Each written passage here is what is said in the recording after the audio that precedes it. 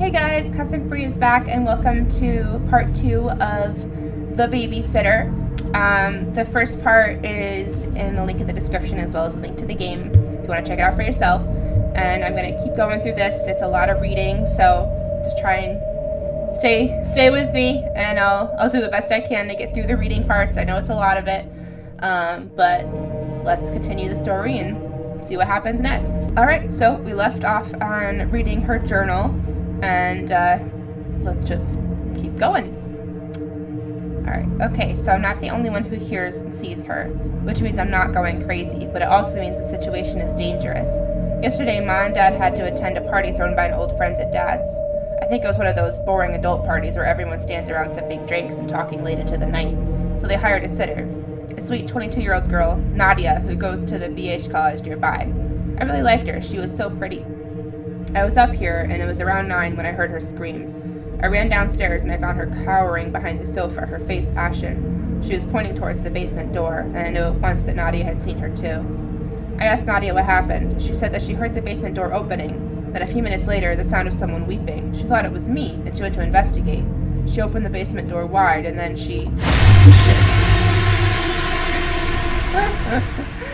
Hey, just what do you think you're doing in here? You're reading my diary? That's so creepy. I'm gonna call my mom. I should have locked my door. I went to the bathroom and just for once I didn't lock my room and see what happens. Please leave my room. Wait, I was in here to scare you. Instead, you got me again. Wait, I heard those sounds too, from the basement, the weeping. Oh God, you shouldn't be in this house. The last sitter didn't go too well for her. You should leave the house now. What happened to the previous sitter? Tell me about this lady. What was the story? What happened? I guess you mean Nadia? She saw the lady in the basement. That's how I think of that thing down there, in caps. Nadia heard her crying. She thought it was me and she went down to the basement to investigate. When I found her, she was screaming and hysterical.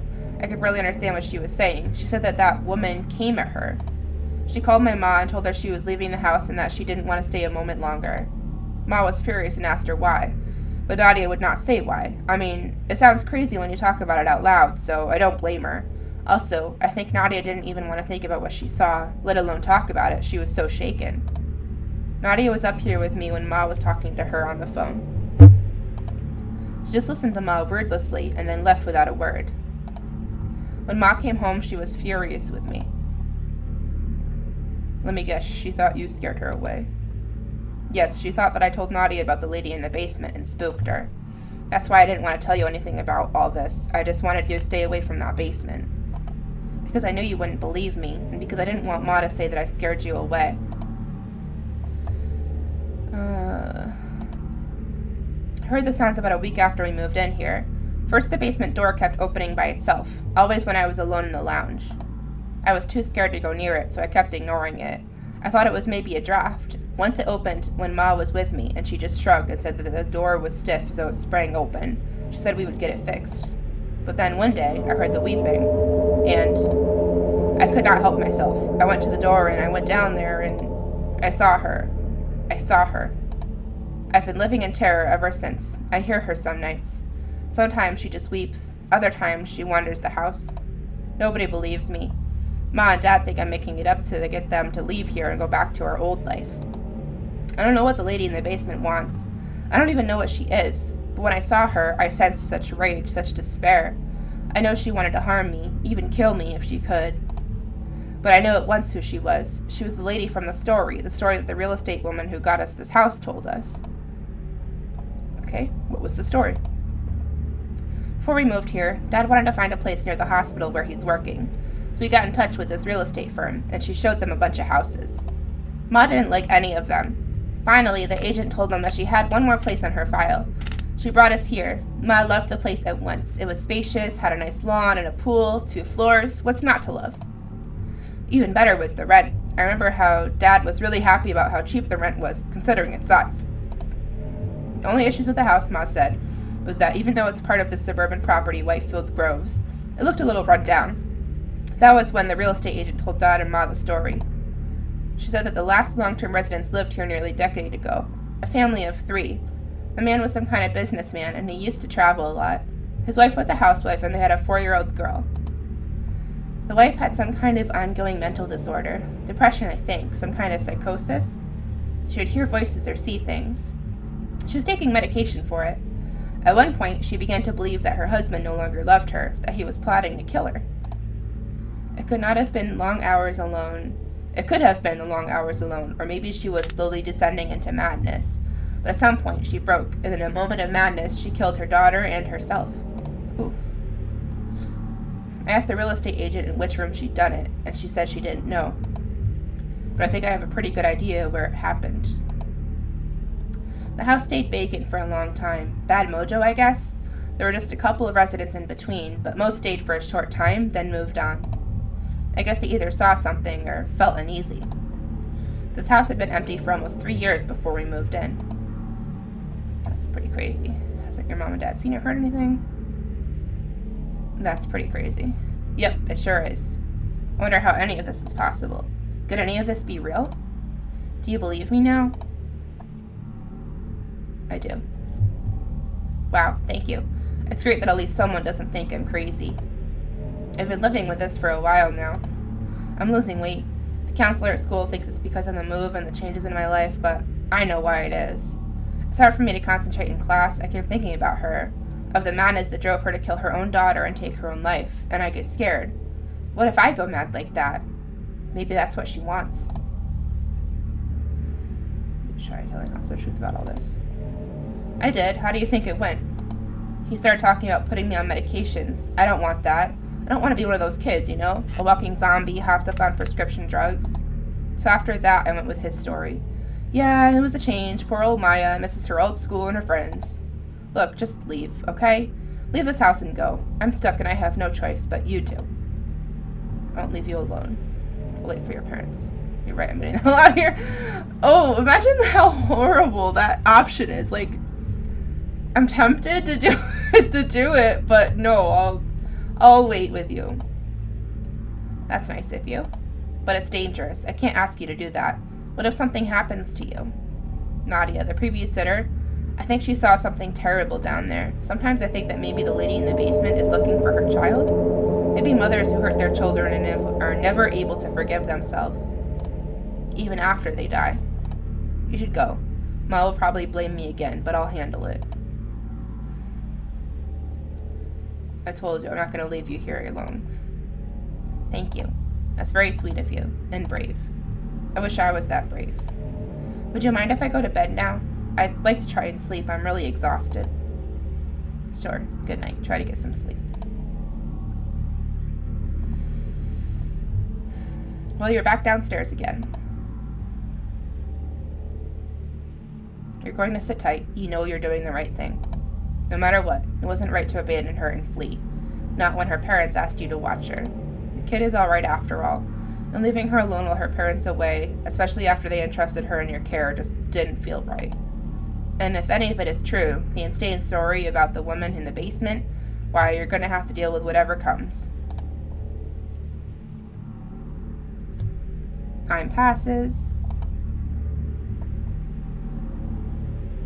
Nothing so far.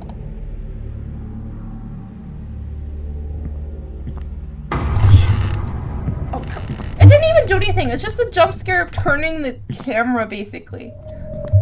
Crap. Here we go. Footsteps from somewhere down below. From the basement.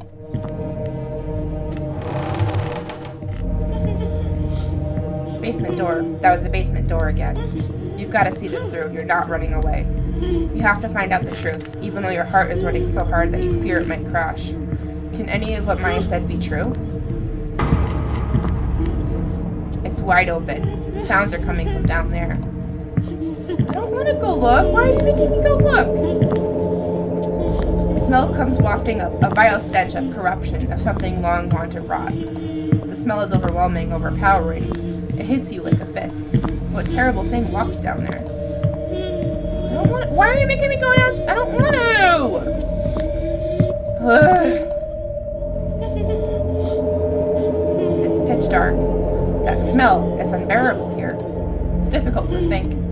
There are moldy boxes piled up in the center of the room. Oh. You're creepy. Who's there? You feel a sense of foreboding. A suffocating blackness overwhelms you. Ooh, you are gross. Darkness descends, clouding your mind. You cannot move, cannot even breathe. Terror grips you. A despair unlike anything you've ever known fills you. You sink into it, grief rising in you like a black tide. Ooh, you're close. Ooh, I don't like it. Ooh, don't like it. Oh. You find yourself slumped on the sofa in the lounge. Your head aches. Your hands are shaking. How did I get out of the basement? You spring to your feet. Ah, you're up. When did you get back? About 10 minutes ago. We found you downstairs, in the basement of all places. You were lying on the floor, passed out. Maya told us to look for you there. When we got home, we found Maya upstairs quite shaken. She was near hysterical. She told us that she heard you scream, and that you might be hurt in the basement. It took us a lot of effort to calm her down. She kept saying that it was her fault, that she should not have accepted when you insisted you'd stay. She said that you talked to her about what she calls the lady in the basement. She said that you told her you believed her. It's shameful that you would encourage her like this, play along with the delusions of a child. Shreya will be here in a moment. She wants to talk to you before you go. Goodbye. Bitch, you didn't see what I saw? Hey, Ma will kill me if she sees me talking to you, but I had to see you before you left. Did you see her? The lady? Did you see her? Yes, I did. I knew it. You see, I was telling the truth. Thank you for believing me. I'm so glad you're not hurt. I can't believe that you stayed on despite what you knew. I know that must have taken a lot of courage. That means a lot. Maybe I can be like that, and have that kind of courage too. You're courageous already. Thank you. Well, I really have to go now before Ma sees me talking to you. She'll come down hard on you. That's just the way she is. Don't feel bad. Until she sees it too, she'll never believe. I'm sorry all this happened to you. You never asked for this. Bye. Bye. Alright, you're gonna yell at me, I know. I must say that I'm sorely disappointed. We put you in charge of looking after her, and if Anand finds you lying passed out in the basement, he says you weren't drunk or on drugs, but I find that hard to believe. At least you stayed on, unlike our last sitter who left the child alone and fled, but I'm not sure I should be grateful for that, considering the situation. You encouraged my daughter's sick fantasy, and you've probably set back our progress with her by weeks in doing so.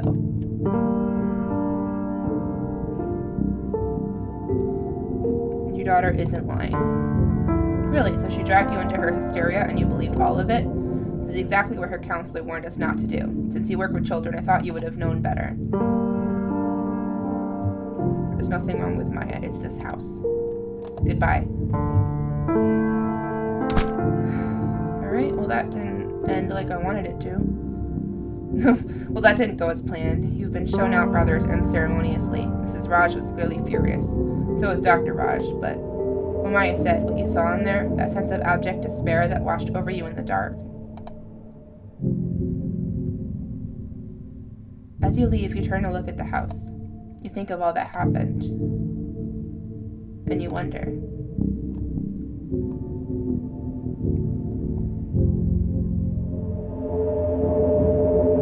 1 week later.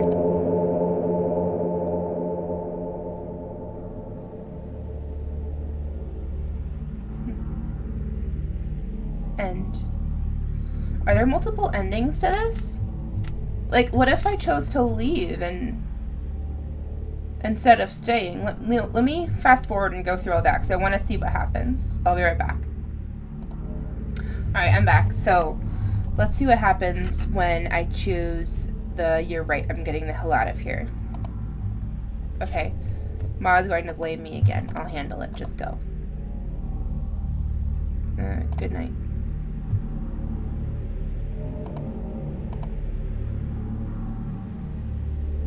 You plan to get out, so now it would be the right time. Whatever is going on here, you want no part of it. You didn't ask to be dragged into this insane story with the ghost of some crazy lady in the basement.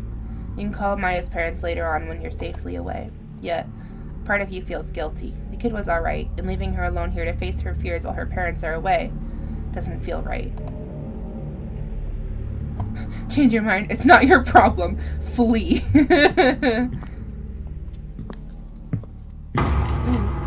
What the hell is that? Crap, here we go. Footsteps from somewhere down below. From the basement.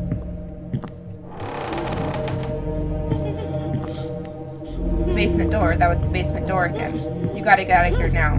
Whatever crazy thing is happening, you want no part of it. Ooh, what the hell is going on? The lights are gone. Your heart begins to race and it's difficult to catch your breath, let alone move. The smell fills the room. A vile stench of corruption, of something long gone to rot. The smell is overwhelming, overpowering. It hits you like a fist. A terrible thing is walking towards you in the dark. The smell, it's unbearable here. It's difficult to think. Oh, it's literally just the same thing, but in the living room. Who's there? You feel a sense of foreboding, suffocating blackness. Black despair descends, clouding your mind. Terror grips you. Despair unlike anything you've ever known. Sink into it, grief rising like a black tide. Oh, she's different, angled now. Ooh. Still creepy this time. Find yourself slumped on the sofa. Okay, it must be the same exact thing. Alright, so that was that. I guess it wasn't really that much different. It just kind of depends on where it happens, depending on your choices. So, I'll leave it at that. Alright, so that was The Babysitter. I enjoyed that. It was a lot of reading, a lot of story, but it was a visual novel, so that's to be expected. I think it had some really good creepiness, some good sound effects and music. The lady was pretty creepy. A couple of good jump scares got me. All in all, a pretty good game, and if you want to check it out for yourself, links in the description as I mentioned. And that was a lot of fun. So, I'll see y'all next time.